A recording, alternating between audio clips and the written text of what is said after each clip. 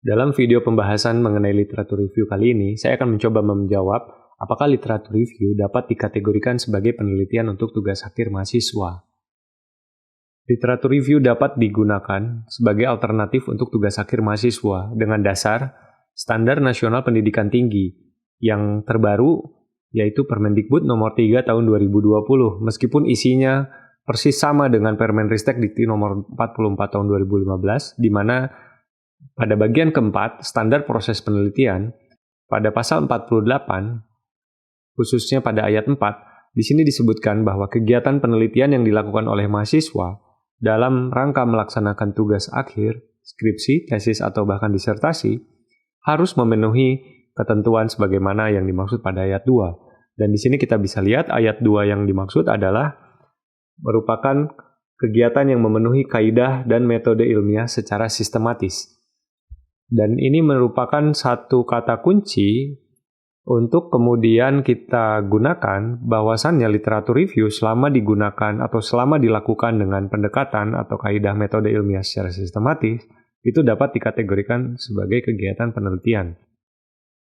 Seperti yang kita ketahui, literatur review terbagi dua secara garis besar, yaitu tradisional atau dengan pendekatan secara sistematis.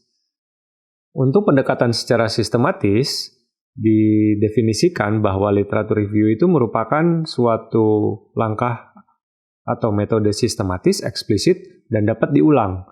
Yang kemudian ini menjadi sekali lagi penguatan bahwa selama literatur review itu dilakukan dengan pendekatan secara sistematis, maka itu dapat dikategorikan sebagai kegiatan penelitian. Ada banyak tipe-tipe literatur review. Saya tidak akan membahas pada video sesi kali ini.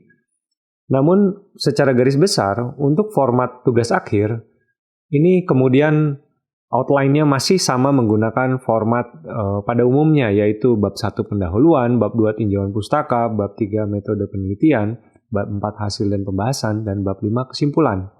Dan ini kemudian nanti bisa diteruskan untuk menjadi suatu artikel ilmiah dengan outline yang seperti biasa, IMRAD, atau Introduction, Method, Result, Discussion, dan ditambah dengan Conclusion.